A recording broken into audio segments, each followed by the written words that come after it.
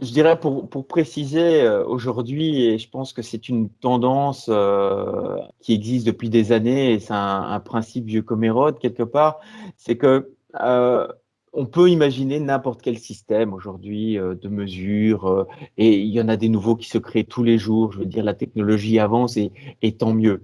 Par contre, une chose qui est sûre, c'est qu'on a un traitement de la donnée et on a un nombre de données énorme. Donc, on- il faut pas. On était un petit peu, à un moment donné, il y a quelques années, à la course à la donnée, à avoir un nombre de données extrêmement important, et on parle de data mining, d'intelligence artificielle. C'est super. Honnêtement, c'est super. Je pense que c'est le futur de pouvoir faire rentrer l'intelligence artificielle dans le traitement des données. Par contre, je pense aussi une chose, c'est que pour pas surcharger des serveurs d'un nombre de données inconséquent sur ces serveurs, il faut faire une sélection à la base. Donc ça, c'est une première chose, c'est que nous, on n'est pas pour la donnée pour la donnée. Donc déjà, mesurer des choses qui sont mesurables, mesurer des choses qui sont importantes, et surtout faire un traitement en amont de cette donnée pour qu'elle soit consolidée et utilisable tout de suite. Ça, c'est une chose qui est très importante. Et puis, une fois qu'on a cette donnée qui est sur une plateforme, ce qui est important, c'est qu'elle serve tous les jours. Il n'y a rien de pire, je veux dire, que d'avoir un outil qui est mis en place. Et c'est ce qu'on a constaté chez pas mal de nos clients qui nous disaient équipés d'un système. C'est que la première semaine, tout le monde le consulte, c'est génial. Tout le monde, il y a un engouement dans l'utilisation de la donnée. Un mois après, il n'y a plus. Plus personne ne consulte ça. Donc, il y a deux choses à mettre en place. Déjà, une donnée qui est consultable et qui est intéressante, utilisable quotidiennement, de manière hebdomadaire aussi, et également aussi avoir une personne qui est en charge du traitement de la donnée. Parce que si on n'a pas des experts, je veux dire, qui viennent faire la petite piqûre de rappel ou qui viennent pousser quelque part l'industriel à utiliser ces données, il n'y a pas de résultat. Et ça, on le constate enfin, souvent, je dirais, et fortement dans des industries qui sont enclins à commencer un projet et au bout d'un an, on met un petit peu les ressources de côté en disant oui, oui, on verra ça plus tard. Non, il faut vraiment une espèce je dirais, de gymnastique à mettre en place avec des process d'analyse et d'alerte, forcément, je dirais, sur les données et de ce traitement. Tout à fait, je suis bien d'accord. C'est vrai que voilà, j'ai déjà eu aussi bien souvent l'occasion de voir des entreprises qui faisaient enfin, qui avaient des beaux équipements et qui malheureusement ne faisaient rien avec toutes les données. Et puis finalement, on constate même qu'il y a finalement des compteurs qui ne comptent plus, etc. Donc c'est vrai qu'il faut pouvoir derrière utiliser ces données. Je pense que le rôle comme des relais comme Energy Crew, justement pour la sensibilisation et pour pouvoir accompagner des industriels qui se sont dotés soit d'un outil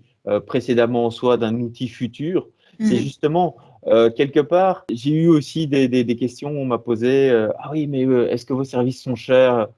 Ah, j'ai envie de dire, ils sont pas assez chers en fait, nos services. Parce que dès le moment où c'est cher, on y porte de l'importance. Donc, je veux dire, un Tout à industriel à fait. qui on va n'a rien faire payer. Waouh, c'est génial, vous êtes gratuit. Bah, d'une part, l'industriel, il va pas trop, enfin, je trouverais ça pas normal. Une personne a un travail et fournit des heures d'analyse. Il y a pas de solution miracle. Donc, une solution qui est pas chère, c'est qu'il y a quelque chose qui va pas. Une solution qui est avec un service intégré, c'est une solution qui va pas. Tout travail mérite salaire, mais toute installation coûte de l'argent de manière raisonnable, je dirais, et tout le service d'accompagnement est nécessaire parce que en interne, on se délaisse souvent de tout ce qui est prioritaire. Donc, à un moment donné, c'est la priorité, et puis hop, ça glisse et on revient au quotidien. Donc, il faut qu'il y ait cette piqûre de rappel, obligatoirement, et qu'elle soit payante. Oui, oui. Ok, ben merci.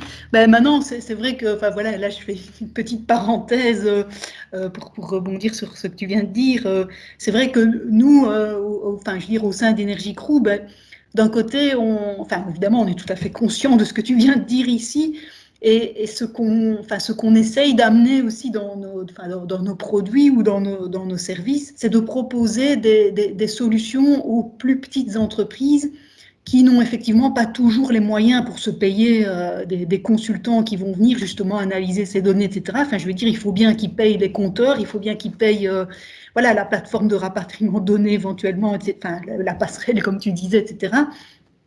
Mais les services d'un consultant, ben là, c'est encore autre chose. Et donc, nous, ce qu'on essaye de proposer dans nos produits, nos services, c'est finalement les trucs, astuces, les petits outils, etc., d'apprendre à l'industriel, au responsable énergie, enfin en tout cas à la personne qui est en charge de l'énergie, d'apprendre à faire cette analyse en quelque sorte. Alors peut-être pas, je vais dire, au niveau d'un expert qui fait ça en continu, mais quand même de pouvoir l'aider justement à choisir ses indicateurs, voilà, à faire les premiers calculs qui vont l'aider, lui, à prendre finalement ces informations en main aussi, quoi.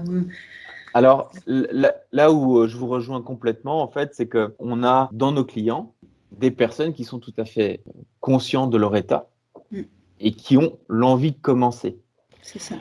La différence peut-être que nous faisons avec nos concurrents, ou en tout cas, je dirais, des bureaux intégrateurs de solutions en IoT ou industriels compliqués, c'est que justement, on va vendre cette complication à l'installation et au Mm. développement.